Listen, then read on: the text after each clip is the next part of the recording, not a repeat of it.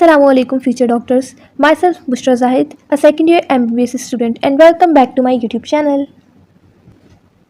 आज मैं आप लोगों को कुछ ऐसी मिस्टेक्स बताने वाली हूँ जो अक्सर बच्चे अपने टेस्ट की तैयारी करते हुए या टेस्ट को सॉल्व करते हुए करते हैं, जिनकी वजह से उनका स्कोर कम हो जाता है और उनके मेडिकल कॉलेजेस में एंट्री के चांसेस भी कम हो जाते हैं। First of all start with the physics में अक्सर बच्चे ये मिस्टेक करते हैं कि जब वो अपनी प्रैक्टिस कर रहे होते हैं तो उस दौरान वो कैलकुलेटर यूज़ कर रहे होते हैं। उनके नज़दीक इससे उनका टाइम सेव हो रहा होता है, जो टाइम बचा के उनको लगता है कि वो किसी और सब्जेक्ट में दे देंगे, लेकिन ऐसा बिल्कुल भी ना करें। अच्छे तरीके से आप लोगों की प्रैक्टिस जब नहीं हो सकेगी तो आप लोगों का बहुत ज़्यादा टाइम कंज्यूम हो जाएगा इन द फाइनल डे। तो आप अपनी तैयारी उस हिसाब से करें जैसे आप लोगों ने फाइनल पेपर में देने हैं, so that you can easily solve that paper in limited time.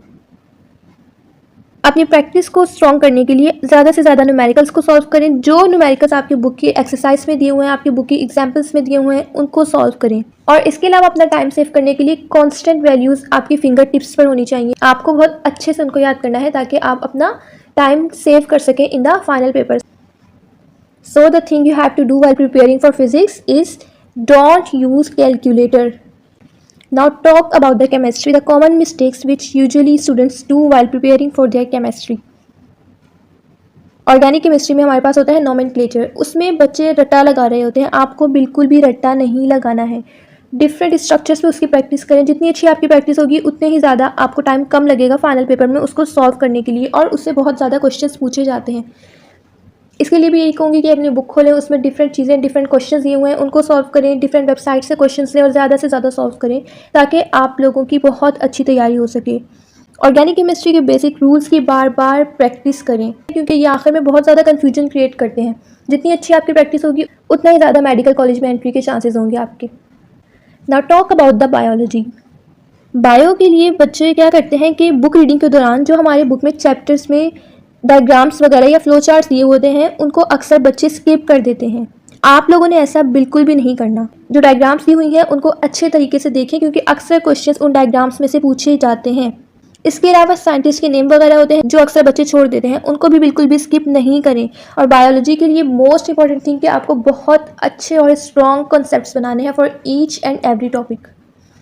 Book की lines word to word read करें। बायोलॉजी के लिए भी एंड केमिस्ट्री के लिए भी बुक की as it is lines exams में पूछी जाती हैं, तो आप लोगों को बुक की रीडिंग बहुत बहुत ज़रूरी करनी है, ठीक है। इसके अलावा फिजिक्स में आप लोगों को न्यूमेरिकल्स की प्रैक्टिस बहुत ज़्यादा करनी है, क्योंकि अक्सर मेडिकल बच्चों की कैलकुलेशंस वगैरह वीक होती हैं, तो आपको इस पर स्ट्रॉन्ग ग्रिप हासिल करनी है। ये तो हो गई वो मिस्टेक्स जो बच्चे कॉमनली कर रहे होते हैं अपने टेस्ट की तैयारी के दौरान, जो कि आप लोगों को बिल्कुल भी नहीं करनी। Now coming to those mistakes जो बच्चे कर रहे होते हैं व्हाइल अटेम्प्टिंग देयर टेस्ट। सबसे पहले तो ये कि बच्चे बहुत ज़्यादा घबराए हुए होते हैं टेस्ट वाले दिन के, पता नहीं क्या हो जाएगा। तो उसके लिए आपको मैं यही कहूँगी कि अपने डॉक्यूमेंट्स वगैरह जो कुछ भी आपको लेके जाना है उसके लिए आप पहले से अपना फोल्डर बना के रखें ताकि एंड टाइम पर आप लोगों को कोई कन्फ्यूजन ना हो। उसके अलावा जो आप लोगों को बबल शीट सॉल्व करनी होती है उसके लिए पेंसिल वगैरह का इस्तेमाल बिल्कुल भी ना करें। पॉइंटर, इंक पेन्स वगैरह बिल्कुल भी यूज़ ना करें। The only thing which is allowed is ball pens.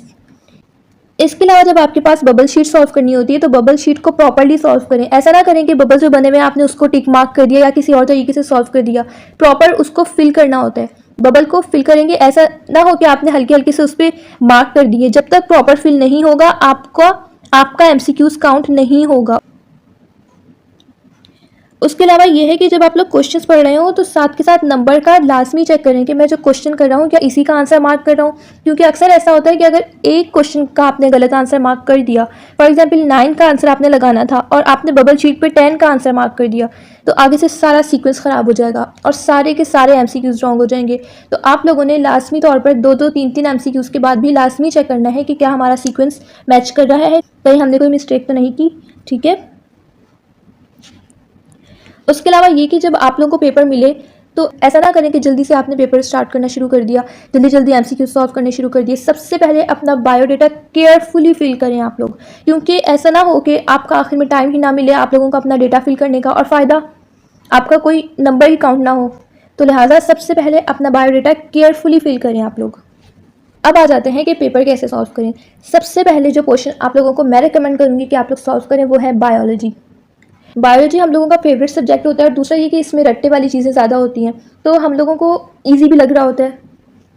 तो सबसे पहले बायो करें, क्योंकि अगर आप पहले फिजिक्स केमिस्ट्री की तरफ जाएंगे तो उसमें न्यूमेरिकल्स वगैरह हैं और थोड़ी जो घुमा फिरा की चीज़ें दी हुई होती हैं जिसमें आप लोगों का टाइम वेस्ट हो सकता है। और ऐसा ना हो कि मुश्किल क्वेश्चंस देख के आप लोगों का कॉन्फिडेंस लूज होना शुरू हो जाए, तो आप लोग इजी से मुश्किल की तरफ जाया करें। सबसे पहले बायोलॉजी का क्वेश्चन सॉल्व करें, जब उसके एमसीक्यूज आप लोग सॉल्व करते जाएंगे तो आप लोगों का कॉन्फिडेंस डेवलप होना शुरू हो जाएगा, ठीक है, और आप लोगों का टाइम भी बचेगा।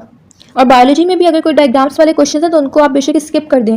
ऐसा ना हो कि कोई क्वेश्चन आपको नहीं आ रहा तो आप उसको लेके बैठे हुए हैं, उसी पे सारा टाइम खर्च करें, ऐसा बिल्कुल भी नहीं करना आपको। सबसे पहले बायोलॉजी का क्वेश्चन करें, फिर इंग्लिश का करें, देन केमिस्ट्री का करें और लास्ट में फिजिक्स का करें, ठीक है।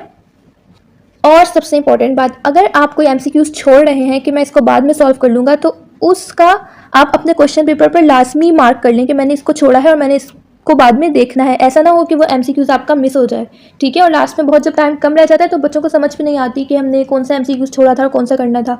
तो आप लोगों के पास अगर वो मार्क हुआ होगा तो आप लोगों को पता होगा कि हाँ, जैसे मेरा पेपर ख़त्म हुआ है मुझे सबसे पहले उस एमसीक्यूज की तरफ जाना है और उसको फोकस करना है, ठीक है, ताकि आप लोगों के ज़्यादा से ज़्यादा अच्छे नंबर्स आने के चांसेस हों। So these are some mistakes that we do before and during our MCAT preparation. Avoid these mistakes so that you can achieve your dream college. Allah Hafiz.